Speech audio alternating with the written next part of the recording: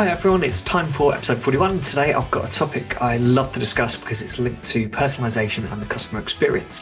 Today's guest is Oli Bridge. He's the Chief Marketing Officer at Bonjoro, and we're going to be talking about how to surprise and delight your customers. Now, this can be seen as a bit of a fluffy, nice to have, but does it really do anything for the business kind of area? But actually, if you do it right, it's got such an amazing impact. You need to do something unexpected. It doesn't really have to offer any real value to the customer in terms of like a discount or a product. It can literally just be a handwritten thank you note. But before I give away too much, let's get Oli on for a chat. Hi, Oli. Thanks for joining me. Can you tell us a bit about yourself, a bit of your background and why you do what you're doing at the moment? Yeah, absolutely. So I'm the Chief Marketing Officer at Bonjoro. And Bonjoro, for anybody that hasn't heard of it, is a personal video tool that basically we hook into your CRM or any other tools that you use to notify you to record personal videos for your customers at the perfect moment so you can get engagement with them. I've been in the SaaS world for about 12 years now. Like I started off actually at a company called Gorkana, who in my time there, we sold to a bigger group in the US called Cision for about 25 million. And that was sort of my first, I guess, exposure to how to build like a really good SaaS company. They were like the guys that founded that and led it and sold it just did a really good job of figuring out who their ideal customer was and really sort of gearing all of the systems towards them. So it was really cool way of me sort of seeing how to run a business well. Since then, I've done a bunch of other things. I've run a cold pressed juice business in London, which was doing pretty good, but I really didn't enjoy the actual day-to-day of juicing vegetables and bombing around London delivering them. So back in 2016, actually the guy that was mentoring me, it was an old friend, was mentoring me when I was running that business, Matt Barnett. He had founded another business and said, "Hey, Oli, do you want to come on board and do the marketing for it?" And that's why I'm here right now, doing the marketing for Bonjoro. I've been here since 2017. And I guess I do it, like the reason I do marketing and why I like doing SaaS marketing in particular is that I love sort of introducing ideas into the world and sort of seeing them grow, like planting an idea, putting it out there and just sort of seeing what happens, seeing if people latch onto it, seeing if it hooks and seeing where that can go. I find it really exciting that it's quite an organic thing. You can't really predict what's going to happen with the ideas you put out there. So that's what I do. Yeah, it's really good seeing the reactions that happen. Sometimes whether it's good or bad, it's still kind of, obviously you don't want it to be bad, but it's still kind of interesting to see that reaction and then try and work out why people have responded that way, particularly if you felt that people would respond well. Cool. Let's talk about a bit about personalization, but more about kind of delighting the customer and what brands can do there, and why it's important to focus on this kind of like one-to-one. Or almost one-to-one. Well, like for me, so delight, like we call it customer delight here. I think it's a really important topic, and I think it's an interesting one because we were talking about this off the recording, but it's seen as probably a little bit fluffy by some people, but I think it's actually can be really important. I think there are three places where I think it impacts quite interestingly. Like one in particular for any sort of early stage companies is customer delight is an amazing engine for early traction, I think. The second piece is customer lifetime value is, I think, significantly impacted if you have a good system around personalizing like experiences that can delight your customer on a very sort of one-to-one level. And also, I think alongside that is just this whole, word of mouth is the number one sort of marketing metric I think anybody should go after. I don't think there's a better sort of marketing channel you can leverage than word of mouth. And customer delight definitely is a really, really great engine for that. So I think it's, for me, sort of three things I think are quite key. So it's one to have a system from quite early on, I think. But I know that a lot of companies, a lot of startups, a lot of people overlook it. Yeah, definitely. I mean, I can probably count the number of businesses that have kind of sent me something or just done something a bit different and a bit, sometimes something that doesn't scale. Probably count them on one hand. It just doesn't happen often. Yeah. And it's so infrequent. I kind of remember it happening once. I got something through the mail I signed up to it. It was either a SaaS tool or some sort of business related website. And I got through a note, like at least it looked like a handwritten note. A few days later, I think. So it was fairly quick. I couldn't actually tell you what business that was now. But it definitely, but I know that it had a big impact on me at the time. It is just because I probably haven't actually engaged with that business for years now. But yeah, it just so rarely happens. I think as I was saying, just before we started recording, actually, I've done it at one of the B2C businesses I was at. We sent out a handwritten note to people. We actually tested it. We tested it before they'd made their payment, so while they were in their trial period with their subscription, and it had almost no impact on the numbers at all. But then when we sent this handwritten note out after they'd made their first payment, it had a huge impact, not only on retention and lifetime value of the people, but actually in the amount they engaged with the app, which I find really weird. Like I get that if you're delighted by a company, you're going to feel more favorably towards them. You might come back to buy from them more frequently or a bit sooner than you would normally expect. But it just really surprised me that these people started reading more magazines in the app than they had before.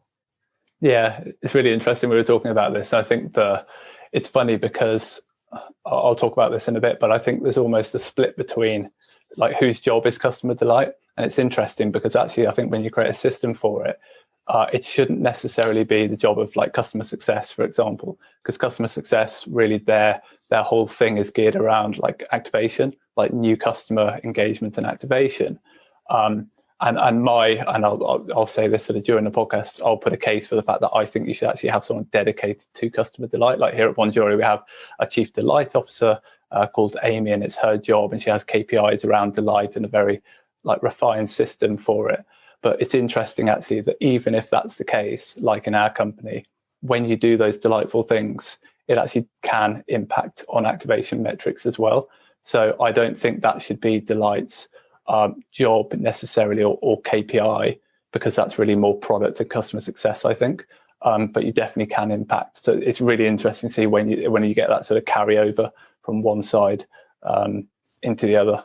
So yeah, it's really cool to hear that. And I think there are two. I was on a podcast a few weeks ago, and the guy I was chatting to was in the e-commerce space, and he was saying that a company, I can't remember the company now, but had done something delightful for him. What was it? It was around a bag he'd bought, a backpack he'd bought when he was little. I can't remember the story now, but it was about 25 years ago, and he still remembers it. So there's definitely like the short-term activation impact, but also then that sort of enduring memory element of it as well, which I think is obviously the brand impact as well.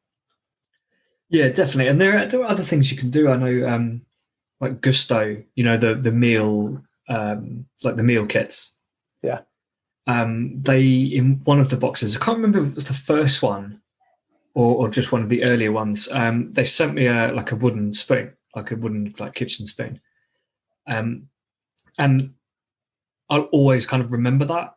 And it is a slightly nicer one. So it's the one I go to by default in the kitchen now.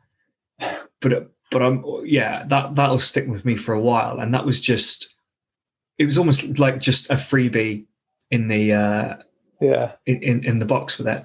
And I just say I love that you have a default wooden spoon. I think I have that as well. Everyone has their favourite wooden spoon, don't they? The favourite wooden spoon. It's just the what it is just slightly different. It's like a nicer wood. Yeah. But also, so they sent me one of those ring binders for the recipe books, and so has HelloFresh, and that's just not had the same impact. I care about that a bit less because it just doesn't feel that important. But the spoon, because it's something I use so frequently, that's really worked. That's interesting. For them, I think it's interesting. I think this is the key. You've got to test these things as well, because that feedback is going to be like crucial to a company like that. And anybody listening that's going to do delight stuff, definitely do sort of multiple types of the same thing, because you might get feedback from customers where, I'll give you an example. So one of our things is that when we launched Bonjoro, we have a bear that's our logo, and we were always seen in bear suits, bear onesies, and they were all custom made for us. So if you went to an event, you'd know who we are because we'd be wearing bear onesies. And something we started doing is surprising customers by sending them their own bear onesie. If they'd sent, like early on, it was if they'd sent 500 videos of Bonjoro, because this was trying to get our early adopters sort of bought in. And then later on, it went up to, I think, maybe 1,000. The sort of costs started racking up. But actually, we pivoted that idea slightly. And instead of sending them to our customers, we said, do you have a son or a daughter? What size would they want? And we'd send them for their kids. And that completely changed it. That actually was a much bigger impact. And even though this is like it's not related to our product, but it is related to our brand. And it's strange that we did that sort of A/B testing, sending it in a customer size versus sending it in a kid's size. And it had a much bigger impact because I think the usage of that thing, a bit like you're saying with your wooden spoon, is going to be much greater. So it's going to be sort of in front of that customer more often. Whereas like an adult, you're not going to find that much opportunity, although we're in lockdown now, we're probably wearing onesies at the moment, but you're not going to find that much opportunity to wear a onesie yourself, but your kids will. Yeah, and if your kid loves it, you're going to hear about that. You're going to hear about that a lot. And like who got us this? And they'd be like, oh, it's a company called Bonjoro. And they'd be like, what? Why is a company sending you onesies? And like, okay, it's just they're trying to be a fun brand, etc. Yeah, exactly. Do you think there are any misconceptions though about focusing on this delighting the customer? Yes, I think there are two main ones. The first one, and actually it came from a post I saw a couple of years ago on LinkedIn where someone in customer success, quite a well-known name, was basically saying delighting customers is not my job. They were having a bit of a rant saying, like, if anybody asks me to delight customers again, I'm going to tell them where to go. And I, in some ways, actually, I sort of agree. So that really sort of spiked something interesting in my own journey with customer delight, because at the time we had customer delight was sitting with our customer success team. And I thought about it and I chatted to the team. And I said, actually, is this sort of quite stressful that you've got sort of two things you're doing here? Basically, one, you've got onboarding, which is like your core thing and activation. And then we're also asking you to delight customers and they're getting mixed up. So we separated them out. We said, okay, customer success, this is your job. Customer delight, Amy, this is going to be your role. You've got to figure out where you can do it and try not to get them entangled. Because I think if you leave customer delight to customer success, it gets really tangled up in the other stuff they're doing, which is about activation. So like, as an example, customer success probably want to get a lead doing like 3 specific things that all the best leads do to activate and engage with a product. Whereas customer delight, that's not what their objective is. Their objective is to surprise that person during the journey with something that makes them think, oh, wow, I'm going to recommend this company to someone else. Or, oh, wow, I was sort of having a middling experience with the product and customer success couldn't really like get me beyond that. But actually this delightful, surprising thing that someone else has done has made me think, actually, I'm going to stick with it. I'm going to see if I can engage with this product because they seem like a cool company and they're doing something slightly different. So yeah, the first one is like, it's not CS's job. And I sort of probably agree with that. So maybe it's not a misconception, but it's one that needs addressing. So is it, in a way, could it kind of be like, if you tried to get the same person to do PPC and Facebook ads, because they're both performance marketing channels that are, but actually they are actually quite different skill sets. Yeah, definitely. Like I think, so if I'm thinking about, it's funny because I do both here, but if I'm thinking about, if I'm thinking about like say search, absolutely. On Google, I really need to be someone that's got a good skill set around sort of keyword driven things. Whereas actually the other side of it is more sort of creating, I guess like Facebook ads are very much more sort of content driven, understanding the algorithm. Yeah, I think it's a pretty good point. Otherwise, you're getting that person to continually context switch, which gets very difficult. And I think that's a key thing in general. Context switching, I think, in jobs is a tough one. Every early stage company finds that difficult, I think. So the more you can do to avoid it, the better. Yeah, I do think one of the mistakes we made with our company, Sport Draft, a few years ago, we both of us kind of did a little bit of everything. And part of that was because I was here in the UK and my business partner was in the US. So for things like investment, I would go after the UK and a bit of the EU kind of investors, and he would focus more on the US. But it meant that, and because I really like product as well, so, and he was the technical one, so we'd both kind of be feeding into the product. I'd be doing marketing, and then we'd both be doing a bit of investment. Him a bit more of the detail and in-depth stuff, and me more the kind of outreach here. And it just meant that I wasn't focused, and I was doing too many different things that required very different mindsets. Yeah, it's tough. I think it's all. I think it's just unavoidable, right? I think it's going to happen in any business, but there are those opportunities that come along as you start growing, where you almost don't want to miss them. If a chance comes to say to one person in your team, okay, you've really got license to focus on this now, I think you need to grab those opportunities when they come. So yeah, but it is tricky if you're still a very small team. Yeah. Did you said there was a second misconception? Yeah, second one I think is that it's fluffy. So I think people doing it, like, again, if you've got like customer success or someone else sort of doing the delight thing, sometimes it can be a little bit like and I guess this is why the person posted this on LinkedIn, they feel almost like an affront, like this isn't my job, it's too fluffy, like I'm a sort of serious marketer or a serious customer success manager. But I think the key is to remember that the impact you're having is to do, I guess, a couple of things. So one is, like, you're not going to make someone like a bad product. So if your product's like really bad, you're not going to suddenly change that person's mind. So I don't think that's one thing you do. But you can take an average customer to a good customer. Even if they're having an average experience of your product, I think they can become a good customer, and you can get more activation. And you mentioned that earlier for your previous business that definitely happened. And I think you can take a good customer and turn them into a super fan. And any business that's sort of saying, "Oh, customer delight's fluffy," and they don't, I'd say to them, if you don't want super fans, you're really going to find it hard to grow, particularly in the early stages. Like, super fans are, I guess, or advocates are the most important thing to any business, and word of mouth, I guess, comes from that as well. And we have we track them and count how many we have here at Bonjoro, and we try and do more and more delightful things for them, because you don't want, it's almost like a sort of long tail keyword. You don't want like your delighted advocate to suddenly trail off like a long tail keyword. Like, you want them to keep powering for you, because they're going to be really, really important. We still have customers that came in the door here sort of 3-4 years ago that we pay a lot of attention to, and every opportunity we get to delight and engage and bring them into the business, we do, because they just keep going out there and bringing us customers. And they don't just bring us sign-ups, they bring you paid customers. It's like they physically bring people in the door and go, this product is a must use. And they'll almost like go and set the other person up and say, look, put your card in, get paying with this thing, get using it. I think that's the key thing. You get a very different level of referral from superfans than you do from sort of anybody else out there referring or advocating for your business. Yeah, having looked at some loyalty schemes and referral schemes, you can see that the people who are more engaged and happier refer so many more people. And then obviously, depending on the industry, some people abuse it and just chuck their referral code on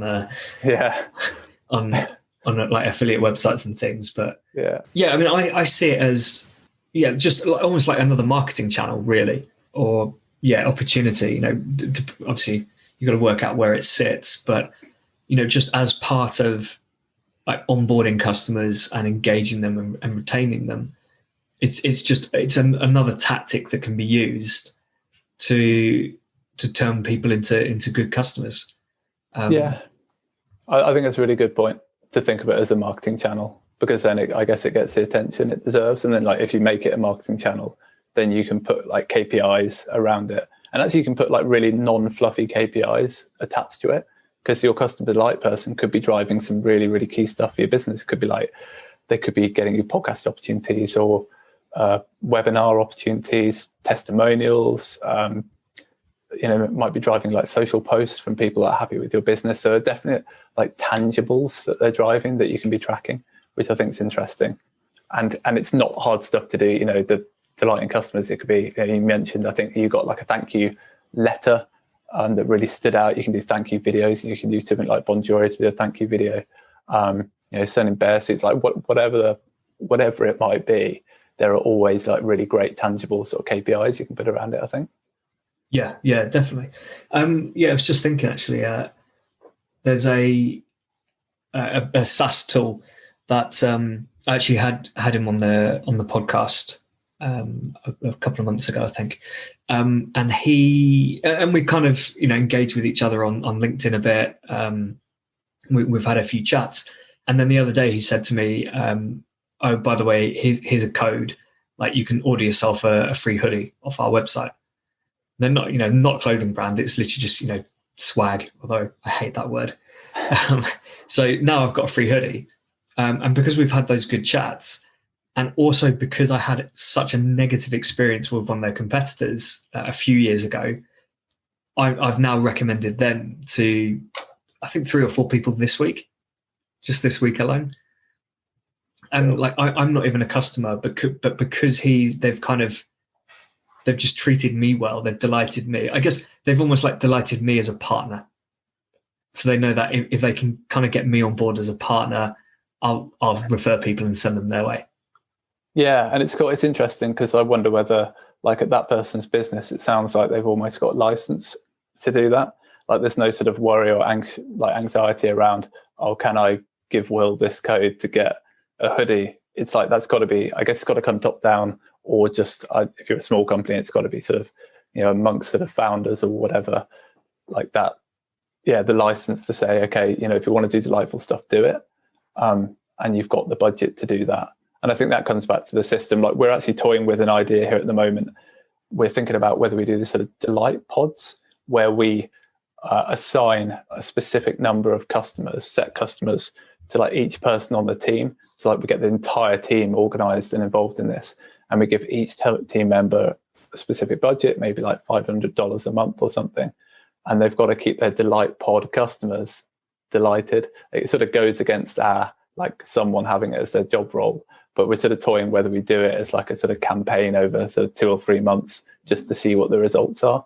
Because I think having license to do these things is actually also an important part of it. And it sounds like your contact had that license. Yeah, and I think it just helps people get a bit more involved in the customer as well. So if you include like developers, for example, they never.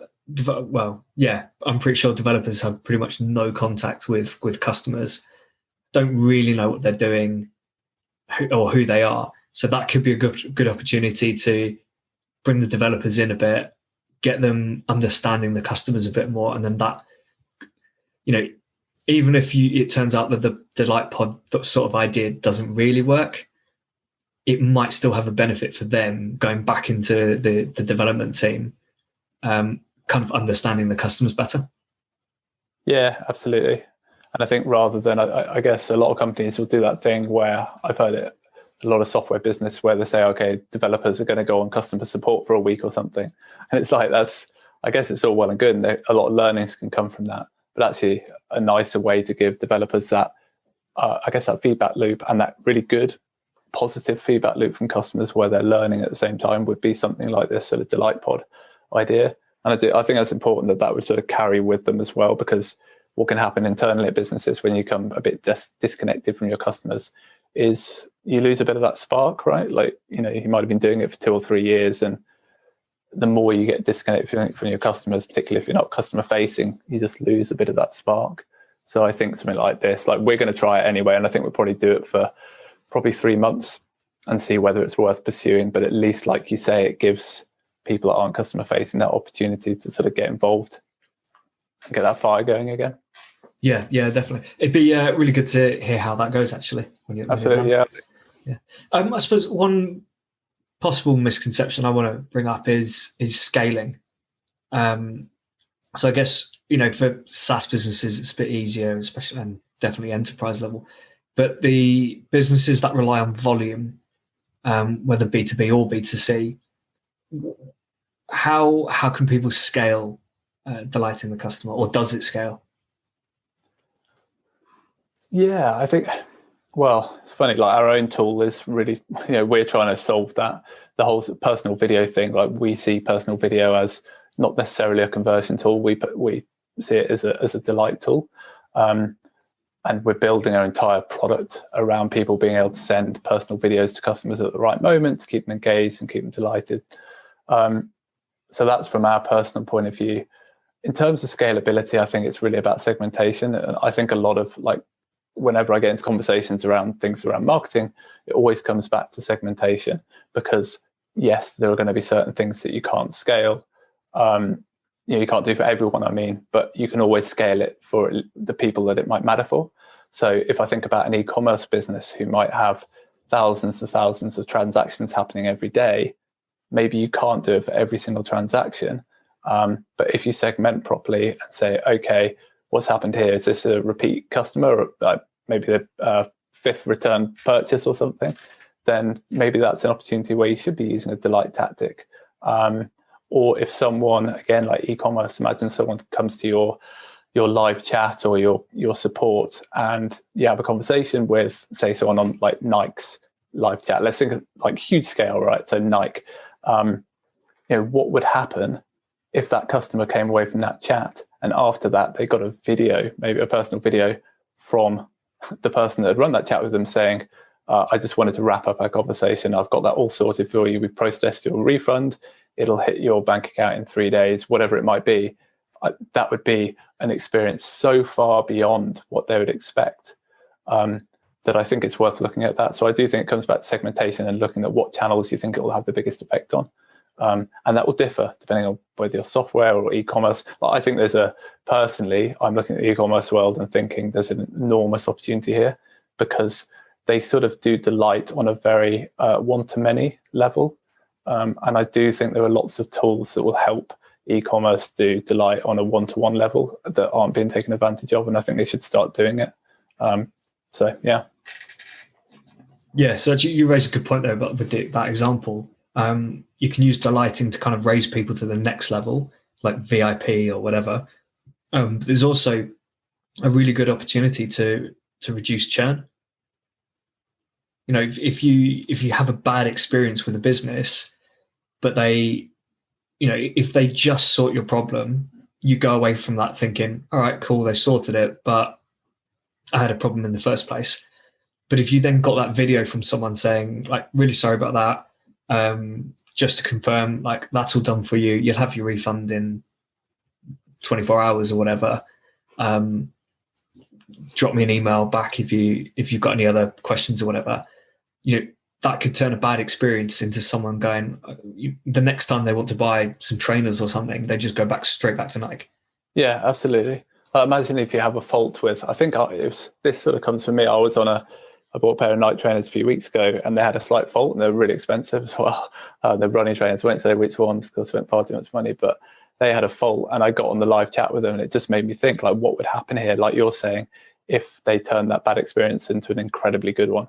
So when I return them, somehow they've got like someone that's operating returns saying we've received them, and maybe when they send the other ones back out, they don't just send the same pair of trainers, they send a pair of trainers plus something else as a delight piece that goes alongside that. So yeah, it's a really good point. Turning a sort of bad experience into a good one can be really easily done using it at the right place. Yeah. So if businesses wanted to get started with this, what are some of the key things they need to be considering before they just like dive into it and start sending gifts to everyone? So I guess we've touched on them a little bit. So I think it's like job function. So think about whose job function this is going to be and give it a title, and think about how you're going to scale that. So imagine if you're a big business right now and you have a customer support team, maybe make someone like a chief delight officer, and the chief delight officer then has, I guess, more people reporting into them where it's their role to do sort of the delight piece rather than the customer support piece. Perhaps you have your community managers reporting into them as well, because I think community is one that probably could benefit from a lot of crosstalk with like the customer delight person. And then beyond that, I think the next thing is KPIs. So make sure that you can measure the tangible impacts it's having. So you said, in your last business around getting people to read more, it actually had an impact on activation. That's a tricky one, because you usually expect that crossover, and that's harder to measure. But if you can measure it, definitely measure it. KPIs for me, I think like stuff like, have they driven like social posts from delighted customers, return purchases, word of mouth referrals, joint ventures, podcast opportunities, partnerships, testimonials, reviews, all of these sorts of things, I think, are things that will come back from having a really good delight engine, and they're things that are really easily trackable.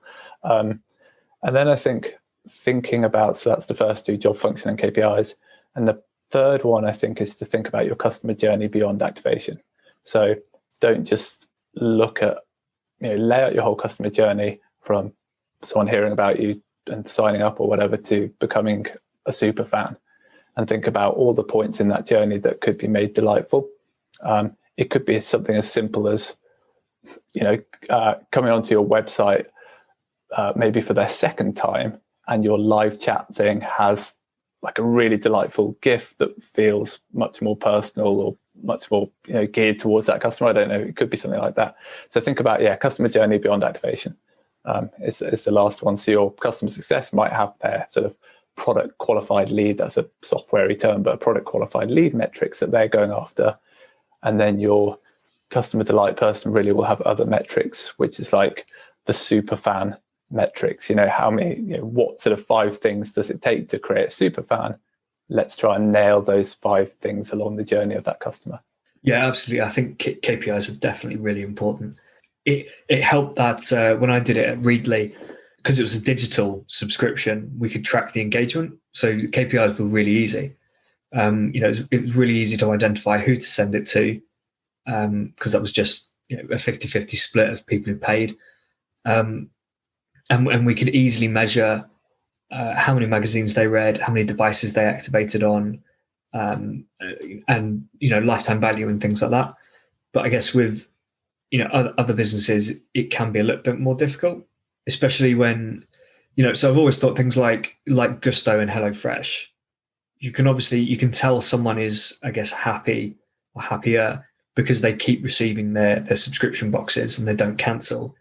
But it's difficult to tell what they're doing with it at the time unless they fill in their profile. So I mean, Naked Wines is one for me, actually. I get loads of wine from them, but I'm terrible at actually going in and rating them.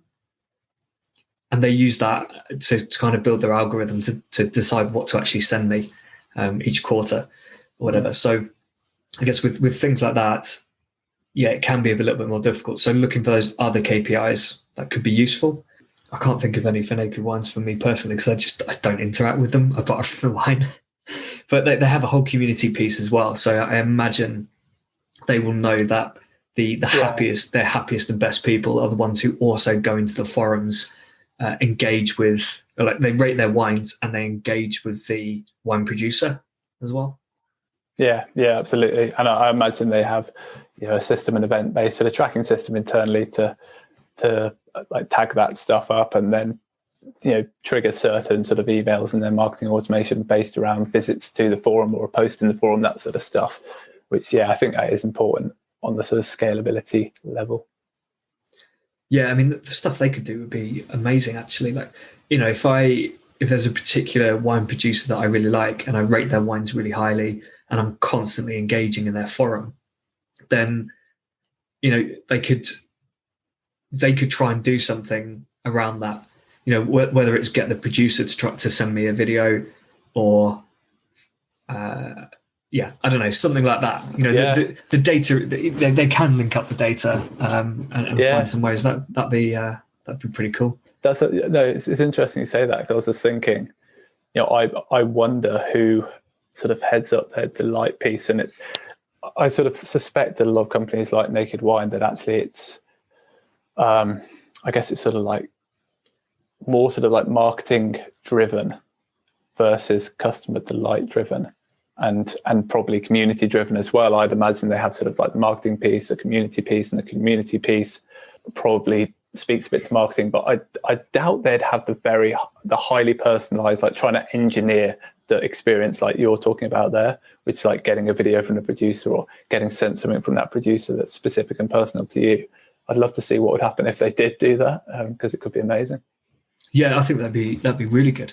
I mean, to be honest, I don't think many companies do this delight piece, especially in B2C, kind of mass B2C. It just doesn't happen. Lots of companies will send something extra. Like I used to order from Muscle Food a lot, just because they do really good value, like meat hampers.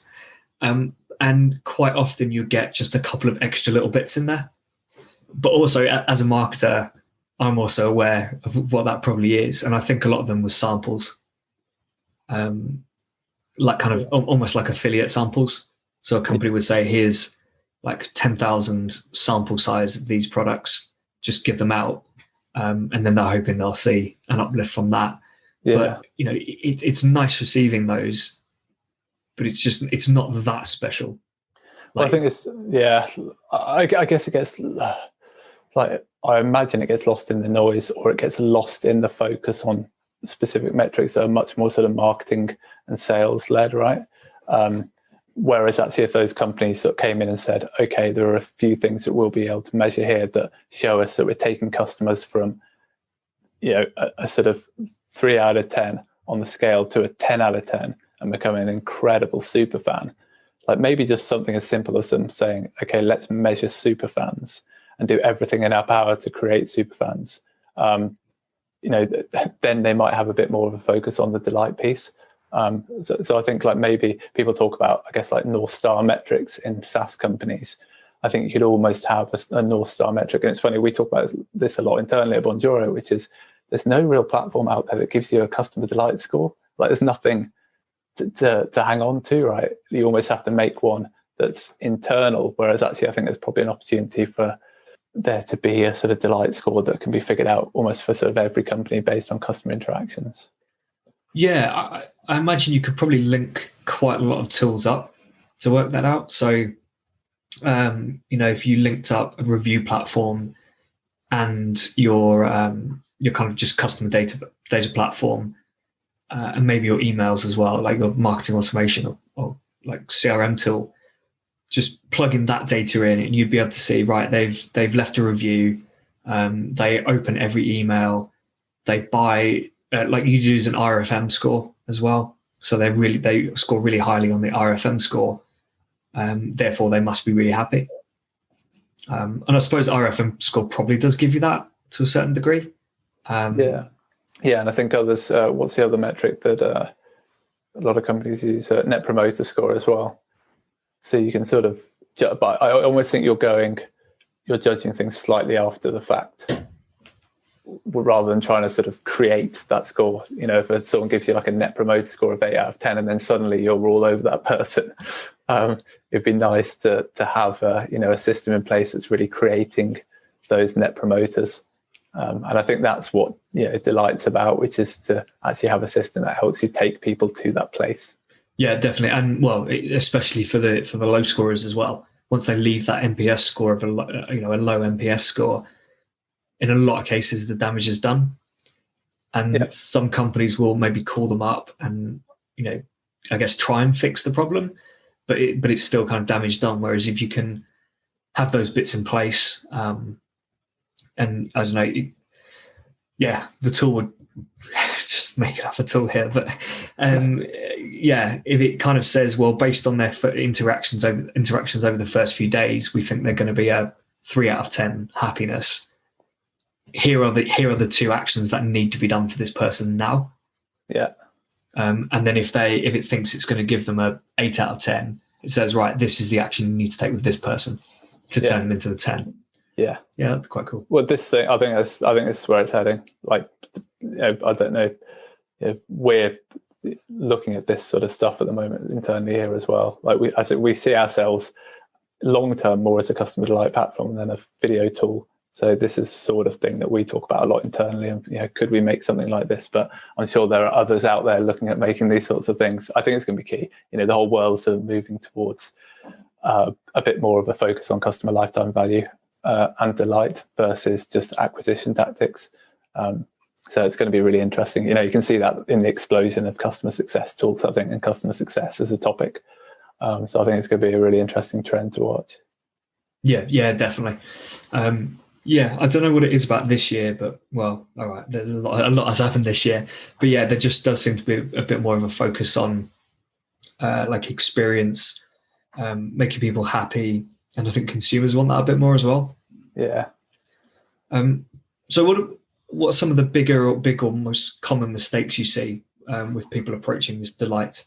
I think I talked about the first one, which I think the biggest one is sort of tangling it up into customer success and activation metrics. So I think the key is separate that out. And then the second big one, I think, is not testing.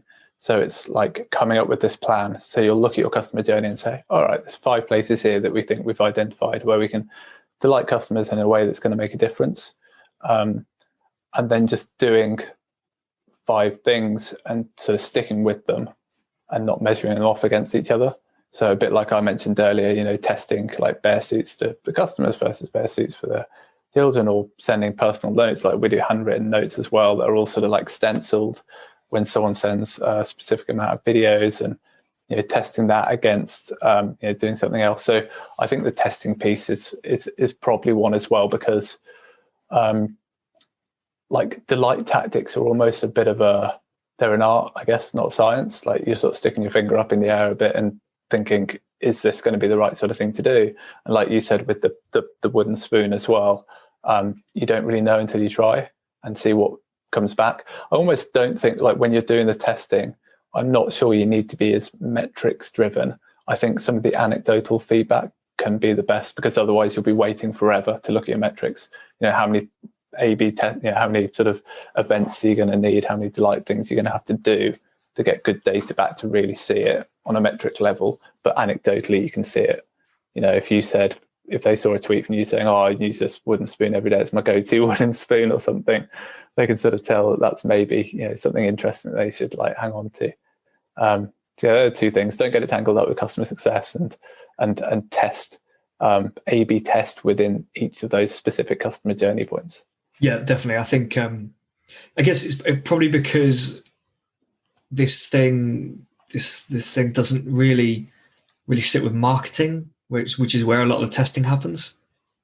Probably because a lot of companies do sit it in customer success or customer service, or just operations or something, and it's just this thing that's people go, all right, we need to be sending out like a little extra thing with every subscription package. What should it be? Okay, yeah, let's just put that in every single one because people will like that. And then it just gets done and it just sits there. Whereas I think, maybe a more marketing-led approach to it would lead to more testing. Yeah, and I think that's the danger. It's interesting you say that, because I think that goes from being delight into just being like almost more like an automation. And I think that is like when people try and scale these things, they fall into the trap of, we have this ethos internally again here at Bonjoro, it's automate your processes, not your customer relationships.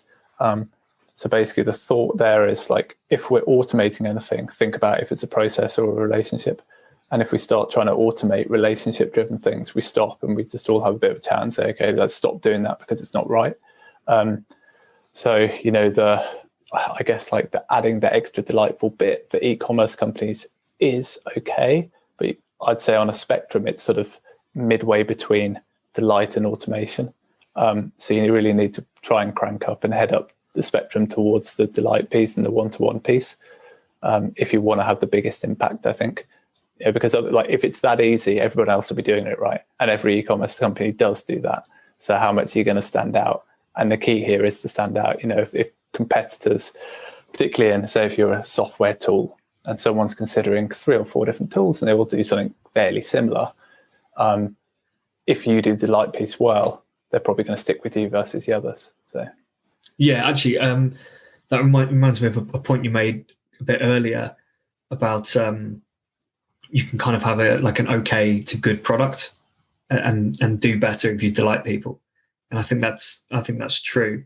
As long as if your product does the job that people need, then it can be, a little bit less aesthetically pleasing. It can be a little bit more like awkward to use, maybe. But if people are engaged with your brand and really like your business because you've taken that extra like personal step, I think you can do better than brands that just automate everything, but their product is just absolutely perfect. Yeah, absolutely. I think you can. And I think that's. Sorry, I forgot what I was going to say, but yeah, I totally agree. Yeah, I know you kind of mentioned that you see this becoming a bigger thing anyway. But are there any kind of big trends you see coming in the way businesses interact with customers, or like maybe on a more one-to-one basis, like particularly kind of e-commerce and that sort of business? Yeah, so I think I'd come back to the e-commerce piece because I think they're sort of lagging a little bit at the moment. So others have sort of moved into the personalization and one-to-one stuff a bit quicker. It's been harder for e-commerce because the tools haven't necessarily been there, and the scales that they operate out, on B2C level are a bit different. But we're seeing, like, example here, like we interviewed a customer about 6 weeks ago who has started outsourcing the sending of personal thank you videos for every a specific product lines to all those customers. And that's, it's really interesting that someone's actually taken a step. I think as an it's one of the first companies we've seen do this, where it's like, we're not going to send all these videos ourselves, but we want to do it. We're going to actually employ people to specifically send these videos. And in the video, everyone that gets it then gets invited, I think, into like their loyalty program. So like during the video, the person can say, oh, by the way, we really want you to be part of our loyalty program. Click on the button next to this video and you can join up to it. And the interaction rates, like the click-through rate of someone joining the loyalty program versus that happening on an automated marketing email is just completely different.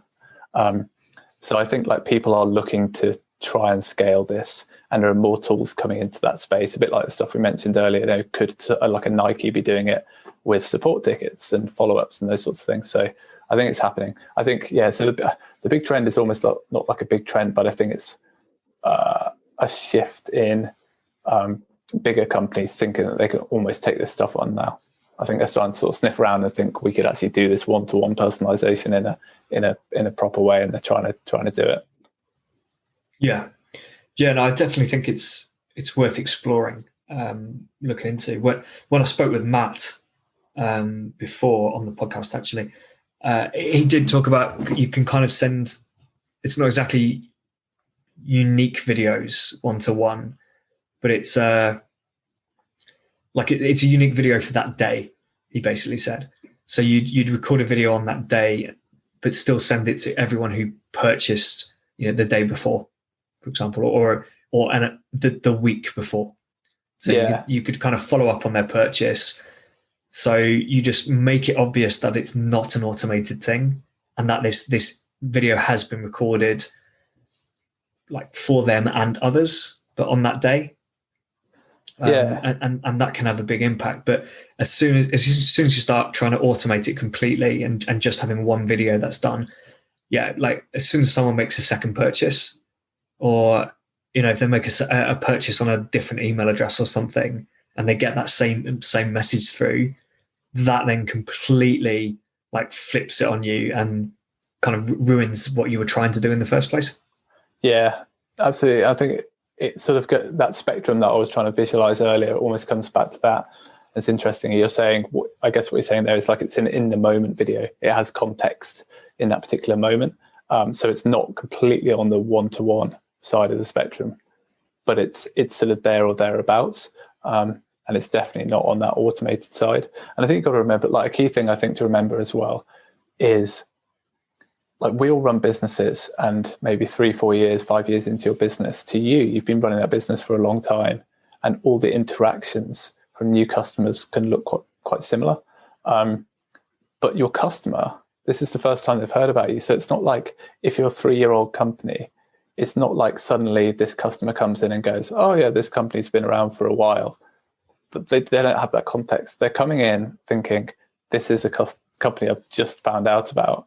So like you have such a massive opportunity to make an impact in terms of your business culture with that person, because they don't know your culture. They don't know what you're about, what you do. So I think it's really important to remember that the first time that anybody interacts with your brand is the first time they interact with your brand, so like make it count. I think that's like a key reason why Delight can work so well. Yeah, definitely. And actually, kind of on those lines, I think a big mistake a lot of companies make is they assume that once someone has signed up and created an account, or they've made their first purchase, that's it, that's job done. They're happy, they're going to stick with you, and they actually don't have to make that effort. But yeah, you're right. It's, there are so many other options out there. You have to make more of an effort to keep people and retain them. It's so easy to just forget about you, actually. Yeah. So I was looking for a jumper because it's Black Friday, and there isn't a single website that I just go to by default at the moment. Like, no brand has created that impact on me yet. Yeah. But there are other products where I will go straight to that website. It's the first website I will check to see if they have a product I want. That's really interesting. Yeah.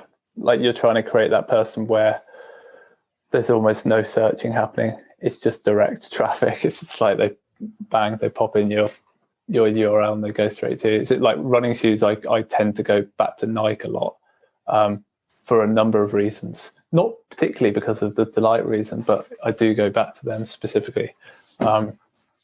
It's interesting. I think it's like, I almost can liken a new customer coming in and becoming a good customer as writing a blog post. So anybody that like manages content, if you write a piece of content, it ranks well and you get it to maybe 1 or 2 on Google and you think your job is done, I guess you're in for a bit of a nasty surprise in like 6 to 12 months. Like, you've got to keep sort of nurturing that piece of content and refresh it when it needs refreshing to make sure that it doesn't get superseded by anything else. And I think, I talked earlier about like delighted customers almost having this sort of, you don't want this like long tail effect to happen. You're almost trying to sort of bounce them up in the air, like every now and then, when you see them trailing off a bit, you need to sort of push them, give them a little bump to keep them sort of delighted and keep them happy and keep them being that super fan that you need them to be. Yeah, absolutely. That's a great example. And I think, early days, things are going to drop off quicker for someone. Even if you do delight them immediately, I think their, attitude towards the company is probably going to drop off quicker than someone who has been delighted for 6 months. And after 6 months, if you just stopped doing the delight thing with them and just left them, they would still be pretty happy with the brand for quite a while. And it will be their lack of interaction that will start to damage that. But yeah, someone who's made their first purchase, if you then just didn't do anything, there's a high chance that they'll drop off and not come back to you because they just forget you. I've mentioned it on this podcast before. I think like so many websites are so similar, particularly in fashion. Like so many fashion websites are just the same. So if none of them do anything to stand out, just none of them are. None of them are going to keep people for longer. It's like the loyalty isn't there so much unless the brands make the effort.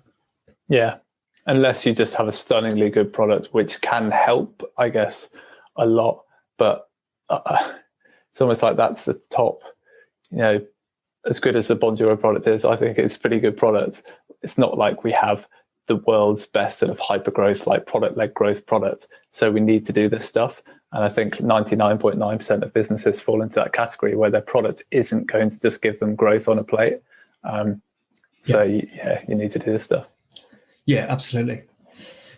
So do you have any pet peeves when it comes to marketing, either as a marketer or as a consumer? A little bit. So growth hacking is a bit of a pet peeve of mine.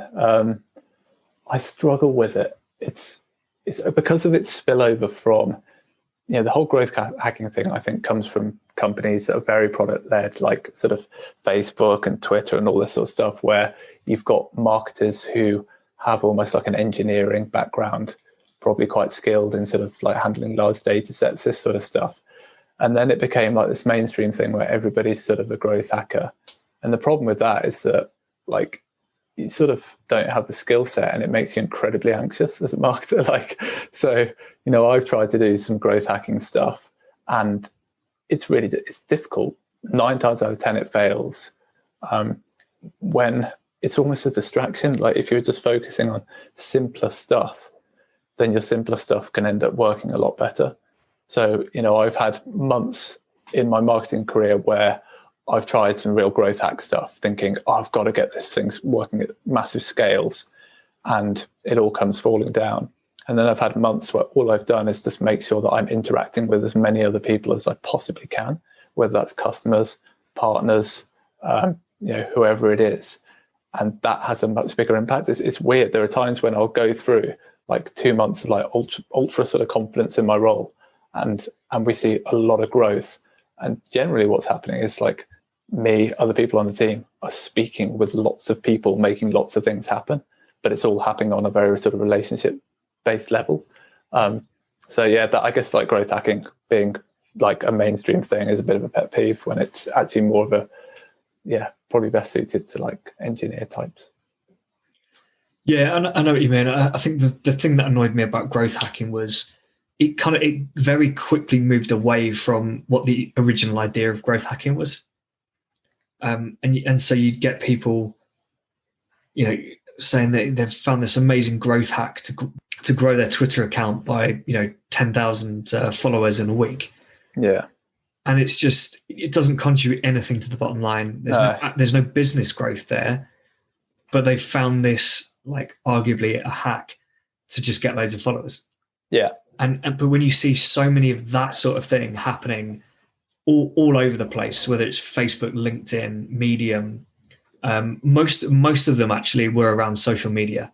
These kind of the people claiming to be growth hackers, but they're not. It was always how to get loads of engagement on a post on LinkedIn, or how to grow your followers and stuff. It just never actually contributed to business growth. Actual kind of growth hacking, it requires a team. You can't have one person do it. You need that kind of, I guess, creative marketer. You need a data analyst. You need a designer, a developer, and you've got to have this team whose job it is to find these growth levers in your product. I think, the problem that also came out of that was the non-marketing people. So business owners who are not marketers see all this stuff, and then when they hire a marketer, they want a growth hacker. And most marketers aren't growth hackers. No. It's difficult. I'd say it's almost impossible for one person to be a growth hacker.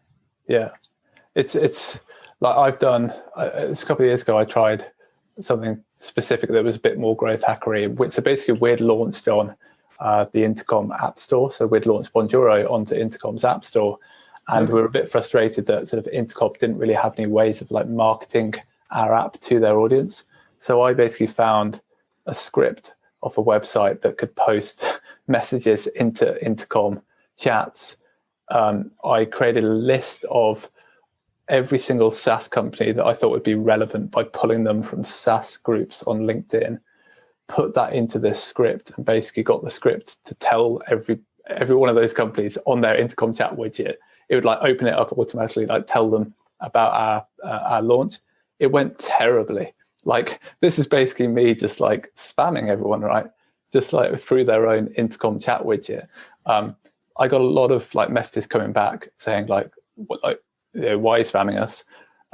The other thing that happened, which I think goes to show how badly these things go, is that Intercom's legal team got in touch and were like, what is this script that you're using? Like, we're not really happy with this. And it's like, I then got in touch. So I got in touch specifically with, I think it's Intercom's partner manager. And he was like, why don't you just come to me and we could have like a good chat about this and try and figure out some ways of doing it. And then Intercom have partners themselves as well. And it's just like, I think a lot of this stuff, so basically it had no impact. It also pissed a lot of people off. Probably almost sort of broke that partnership with Intercom. We could have been chucked off their sort of app store as well. Yeah. I think these are the things that happen, like when you put the sort of growth hacking cap on the wrong person, i.e. me, it just doesn't work out. And I think I totally agree with you. Like, I see a lot of business owners that sort of look at the growth hacking stuff as well. And it's like, it's not a good way to go. That's just, sort of one of my own stories of growth hacking gone wrong. Yeah, I mean, like the ones that work are things like, well, it's like the intercom chat plugin. Every time it opens up, it says like powered by intercom. Yeah. And it's so many SaaS tools will have on the free version, you'll have the branding there. So every single person who comes to your website and interacts with that tool will see the name of the tool. And that works really well. And all right, maybe that's not a growth hack anymore. But I'm pretty sure it would have been considered a growth hack the first few times companies kind of realized they could do that. Yeah, I know what one or two, I can't remember which company it was. I think it was to do with, was it Discuss? I think it was Discuss. They put follow links on the widget. So every single website that had their comment box also had a follow link back to Discuss, which was amazing for their SEO until Google found out and went, no, you can't do that. Yeah. I think it was Discuss. It might not have been. It was that sort of kind of widget tool. So interesting idea while it works, but yeah, I think growth hacking is a bit. You've got to have the team in place for it. Yeah. So just finally, do you think there's any underrated aspects of marketing at the moment, except obviously delighting people? Yeah, I just sort of culture and brand, I think. I think, like you said earlier, like every website's the same at the moment. And, it really does like light a fire when you come across a website that just is stunning in its way of getting across the sort of culture and the brand of that business. I really think it makes a difference. I don't know whether it's underrated. I feel it is a bit underrated because I don't see enough good sort of culture and sort of brand happening. I think everybody's a little bit obsessed with the whole sort of product-led growth stuff. Whereas actually we could be doing a bit more on the culture side. I'm trying to think of the business I saw. It was they're a marketing agency. Oh, I wish I could remember it now. But their website was just so mind-blowingly good. Like the first thing that was different, the background wasn't white, it was black. And then all of their design work was yellow over the top of it. But the copywriting was just so incredible with the imagery that I just had to read every single word. And it's sort of annoying now that I can't remember their name because I should be saying that's why I remember their name in every conversation. I think it's lemon.io or something maybe. But yeah, I think if you can really refine your business brand and culture early on, I think you're going to stand yourself in pretty good stead. A bit like the Delight piece, it's like if you don't have the perfect product, you can still grow. I think if you have a great culture and a great brand, you can still do a pretty good job of growth. Yeah, I think I agree with you. I think brand is and culture is really undervalued, and not many companies put as much effort into it as they should do. You'll see some companies that have those kind of clear values, like they'll really focus on the environment or animals or something like that. But they still don't go all the way with it. And then you get some which are clearly not that interested at all, but think consumers really care, so they'll put the logo on or something. But I think when you do buy and really engage with the business, it does make a big difference if they've got that branding piece. So did you do anything with that agency, or did you just come across it? No, I just came across it. We didn't even need their service, but I started telling people about it just because I was so impressed with it. So that's why, like, anybody listening, lemon.io, definitely go to that website. It's just incredible. When GDPR came in, I think it was GDPR. Again, I can't remember what the website is because I never bought from them or worked with them, whoever it was. But their privacy policy probably like legally met the requirements, but it read as if they were saying nobody cares, we don't care, we use cookies, like so does every website. Deal with it. Yeah, that was pretty. Like it was such a blunt. Like we can't believe we're having to write this. In fact, I think it was on the lines of like I can't believe we're having to actually put this in writing and explain it to you. Like websites use cookies to operate. This website uses cookies. if you really want to know, here's like a bit of the detail. And that was basically it. And that kind of like, I mean, loads of people shared it as well. I definitely shared it with a few people. Someone shared it with me, but I couldn't tell you who it was because I hadn't interacted with them since. Yeah. But if that attitude and that kind of branding is throughout their business, that would make a massive difference if I was working with them. Yeah, I think the thing is, it's almost I think it's scary. I think people are scared of doing it. I know as a marketer, when I do this on emails, so if I'm doing an email blast, we still do stuff that's one-to-many here at Bonjoro. There are times when I'm feeling confident and not as fearful, and I'll write something that just works from a copywriting point of view because I'm trying to sprinkle in our culture and our brand into it and connect with the customer. So like one I did last year was I opened essentially the whole first 3/4 of the email was talking about Tabasco sauce. And people, like loads of people replied to saying, I loved reading this, and just it really gave me a great vibe, and they were coming back with their own source recommendations and things. And so it's almost like in a we were talking about sort of license to do delight earlier. I think there almost needs to be a bit of an agreement within companies, this license to embody your culture, because otherwise you are anxious or fearful of doing it. And if you are like that, you end up going somewhere down the middle. Yeah. And I think that has to come from like management. Really, it has to come from the top to say, look, guys, this is our culture. You can embody it, and don't be afraid to do something that you fits with it. 'Cause if it goes wrong, we don't care, because when it goes right, it's amazing. Like you're saying with that GDPR thing. Well, I mean, it should be the case that if you're worried about it going wrong and being a problem, you're probably not going down the right route. So like just writing that copy, the worst thing that can happen really is that people just don't engage with it, and they kind of open the email and that's it, and delete it or whatever. Yeah. What you don't want to do is if you piss off people. But that shouldn't really be happening with this sort of thing. And I think one of the problems, and it came up on a podcast episode with Friday, like about brand values and things. Like so many companies, when you ask for if you get their brand document, it's literally like fonts, colors. This is how you use the logo, and then maybe a few buzzwords around what their values are. But there's nothing to tell you how to tell people how to write emails and how to do adverts and things. And that branding just never really gets around the business. And then people don't really know what to do, so they just do generic stuff. Yeah, it can be small things as well. I know there's a company called Zest. What is it? Zest.io, I think again. No, Zest.is, who are like a sort of it's like a sort of content community where like marketers sort of share content into that community, and you can go and sort of select the tags that you're interested in, like video or growth or those sorts of things, and you can get all the content that you need in front of you. And they always sign off, and you can tell it's happening across the business.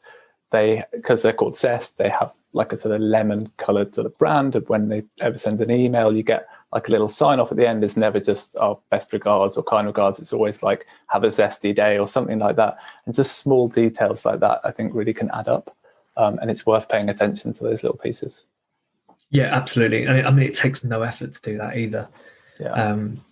It's something that you probably come up with quite near the start when you have that brand idea, and it should be pretty simple just to keep it going. Yeah. Cool. Well, I mean, this has been absolutely fantastic stuff. I love, I work in customer experience. So whether it's on-site optimizations or email marketing or customer service stuff, this is all stuff that I love dealing with.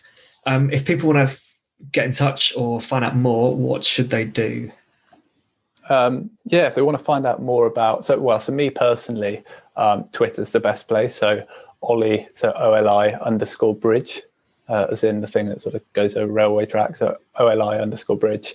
And then on the video side of things, if you want to try delighting your customers with personalized videos, I wrote like earlier this year a playbook, like all sort of different ways you can use it and where you can use it in your customer journey. If you just Google video funnel playbook, you'll find that. So it's bonjoro.com as well, /video funnel playbook. Lots of different sort of ways of doing it. But definitely, personal sort of wise, definitely connect with me on Twitter. That's where I do sort of most of my sort of marketing thinking those sorts of things. Perfect. Thank you so much, Oli. Cool. Thanks, Will. There's no doubt that a well thought through customer delight strategy can provide amazing value for your business. You'll build engagement and loyalty with your existing customers, leading to better lifetime values.